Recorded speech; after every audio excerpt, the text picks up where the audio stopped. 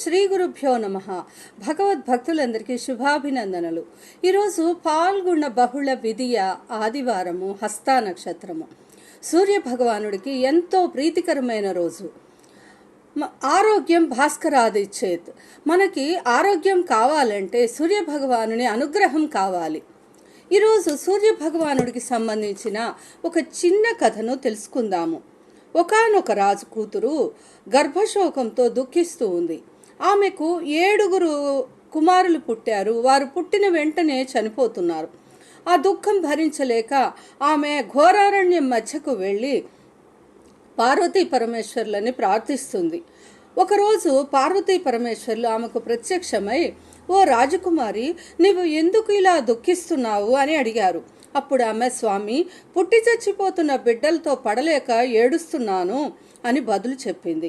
ఆ సంగతి విని వారు జాలిపడి, అమ్మాయి, నీవు కిందటి జన్మలో పూర్ణపు ఆదివారముల నోము నోచి దాన్ని ఉల్లంఘన చేశావు.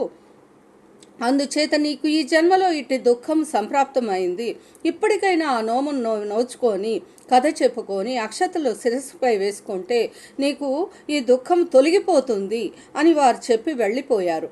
వారి మాట ప్రకారము ఆ రాజకుమార్తె ఇంటికి వెళ్ళి ఆ పూర్ణపు ఆదివారముల నోము నోచి యథావిధిగా దాన్ని నిర్వర్తించింది. అప్పటి నుండి ఆమెకు గర్భశోకము లేకుండాను, ఆమెకు సంతానము కలిగి ఆయురారోగ్య ఐశ్వర్యములతో హాయిగా జీవించింది. ఇంకా ఇలా సూర్యభగవానుని ఆరాధించిన వారు ఎన్నో సుఖాలను, ఆయురారోగ్య ఐశ్వర్యాలను పొందారు. మనం కూడా సూర్యభగవాన్ని ఈ రకంగా ప్రార్థించుకుందాము.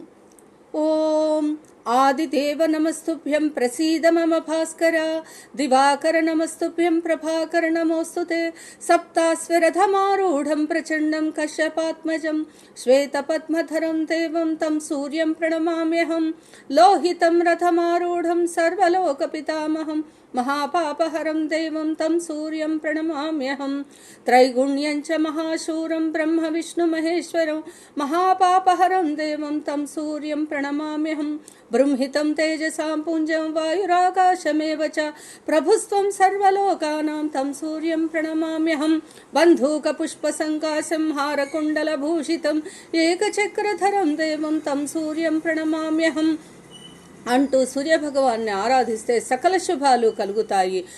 ఈ సూర్యభగవాన్ని యందు శ్రద్ధ ఆసక్తులు ఉన్నవారు ఈ కథ విని లైక్ చేసి, షేర్ చేసి, సబ్స్క్రైబ్ చేసుకొని మీ జీవితాల్ని ధన్యం చేసుకోవాలని ఆశిస్తున్నాను.